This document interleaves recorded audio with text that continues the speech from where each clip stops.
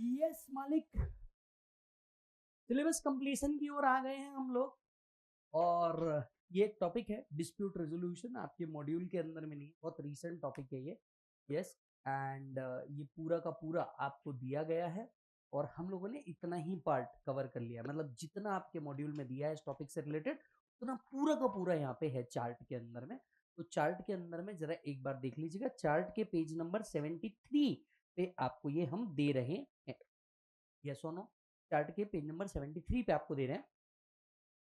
अगर आप देखेंगे चार्ट का in total pages no 70 to 80 pages है, पूरा डीटी 70 से 80 पेज के अंदर में डाल दिया गया है। तो आइए ये डीआरसी क्या है पहले इसका सिचुएशन समझते हैं। Pre 2021 post 2021। प्री 2021 में इस चैप्टर का नाम हुआ करता था सेटलमेंट कमीशन। यस, मतलब अगर कभी भी कोई असेसमेंट के अंदर में है, मान लीजिए कभी भी कोई कहा है असेसमेंट के अंदर में है और असेसमेंट करते वक्त उसको समझ में आ गया कि भाई मेरे को जरूरत पड़ सकती है, इनकम टैक्स डिपार्टमेंट की हेल्प की जरूरत पड़ सकती है, ये मेरे पे बड़ी लाइबिलिटी निकालेंगे, तो एक इशू निकाला गया, एक पॉइंट निकाल गया which is called as settlement commission. अब इस सेटलमेंट कमीशन में हो क्या रहा था, जो सेटलमेंट कमीशन की अथॉरिटीज थी, यस जैसे आपको याद है हमने अथॉरिटी ऑफ एडवांस रूलिंग को हटा के बोर्ड ऑफ एडवांस रूलिंग ला दिया था, क्योंकि अथॉरिटी ऑफ एडवांस रूलिंग में जो लोग लिखे हुए थे वैसे लोग मिलना बहुत मुश्किल थे। ठीक उसी तरीके से इनकम टैक्स डिपार्टमेंट में जब अथॉरिटी ऑफ एडवांस रूलिंग को बदला, ठीक उसी तरीके से सेटलमेंट कमीशन की भी अथॉरिटी को क्या कर दिया, बदल दिया और उसको कन्वर्ट कर दिया in the name of DRC.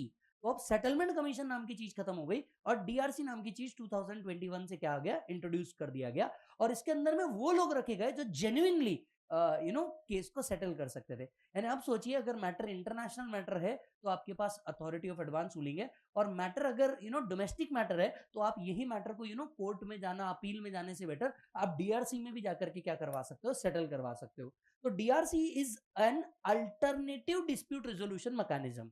It is an alternative dispute resolution mechanism. आपको अगर अपील में नहीं जाना, रिवीजन में नहीं जाना, तो आप क्या करो, डीआरसी में चले जाओ, डीआरसी में जाके अपना केस को क्या करवा दो, सेटल करवा दो।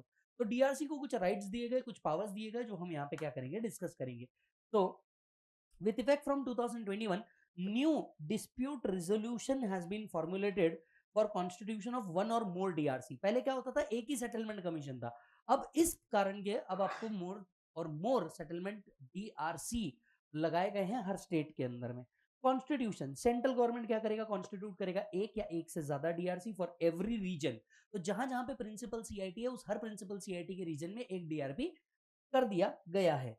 ये है काम की चीज। ये क्या है बेटा, काम की चीज। Composition of DRC. डीआरसी का कंपोजिशन क्या होना चाहिए, डीआरसी का कंपोजिशन क्या होना चाहिए।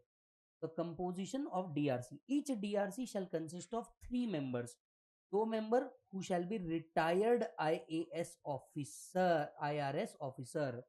2 मेंबर जो रिटायर्ड आईआरएस ऑफिसर होने चाहिए। 2 मेंबर कौन होने चाहिए बोलो, रिटायर्ड आईआरएस ऑफिसर होने चाहिए। अब मुझे एक बात बताइए, जो लोग रिटायर्ड आईआरएस ऑफिसर है ये तो बड़े आराम से मिल जाएंगे, क्योंकि देखो ये गवर्नमेंट एम्प्लॉय को रिटायरमेंट के बाद भी क्या मिलेगा, काम करने का मौका मिलेगा। Do you agree? यस। तो ये लोग कौन चाहिए, 2 मेंबर वो होने चाहिए। 2 मेंबर जनरली कौन होने चाहिए बेटा, वो होने चाहिए जो रिटायर्ड आईआरएस ऑफिसर है and who has held the post of CIT और any equivalent higher post for at least 5 years और मोर। तो जो व्यक्ति सीआईटी का काम कर चुका है, रिटायर्ड हो गया, इनको वापस से इनकम टैक्स डिपार्टमेंट के साथ जोड़ा, इनका एक्सपीरियंस काम लिया जाएगा। आप देखिए मोदी गवर्नमेंट क्या जबरदस्त काम कर रहा है।